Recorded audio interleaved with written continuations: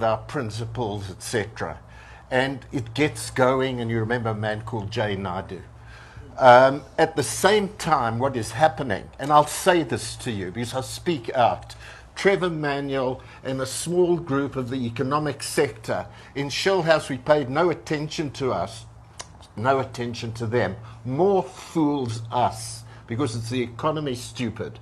But we were looking at political power, we were looking at campaigning, we were looking at the election. I was one of those. We didn't pay any attention to where the real engine is. And these were a small group with Tito and others going off to the IMF, Maria Ramos, and going off to America, getting that kind of training, the ear of Mbeki, the ear of Madiba, and Davos.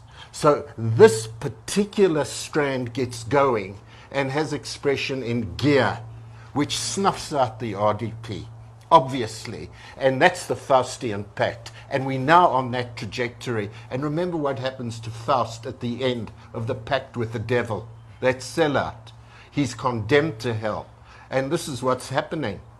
The country's being condemned to hell, and Maracana's hell.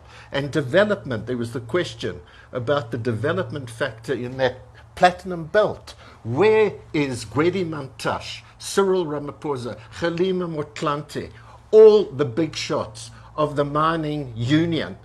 I mean, I feel bad having been at the helm of NEC and SACP, and I could kick myself. Where was I? Why wasn't I going to those mining settlements to see the absolute dreadful conditions that we were allowing our people to live under? Why didn't we do just a damn simple thing?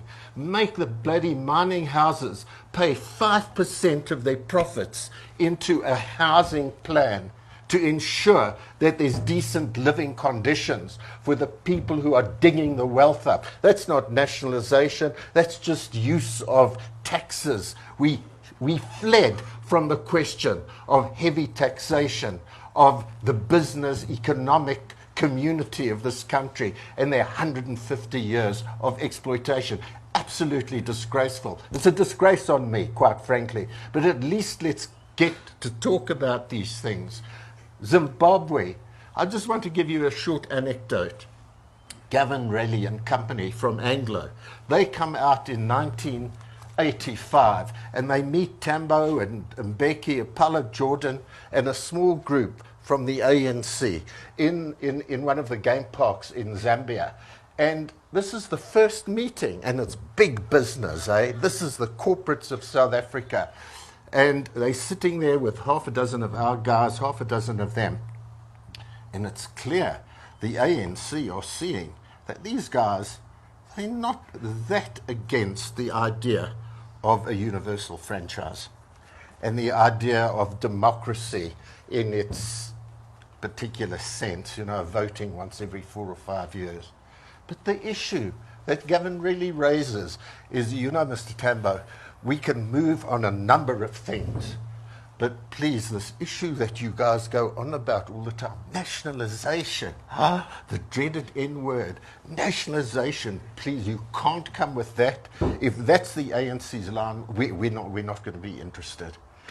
The person who convened the meeting and had decided to leave the group, but they made him stay, Kenneth Kaunda, and he sat there quietly while the debate goes on. So he leans forward and he says, "Excuse me, Mr. Raleigh, Anglo-American, you've done a deal with me in Zambia, 51%, 49%. If you can do it in Zambia, no, leave out the problems that happen in Zambia, because that's where you've got bureaucracy in charge, state bureaucracy, etc. Why can't you do it in South Africa?"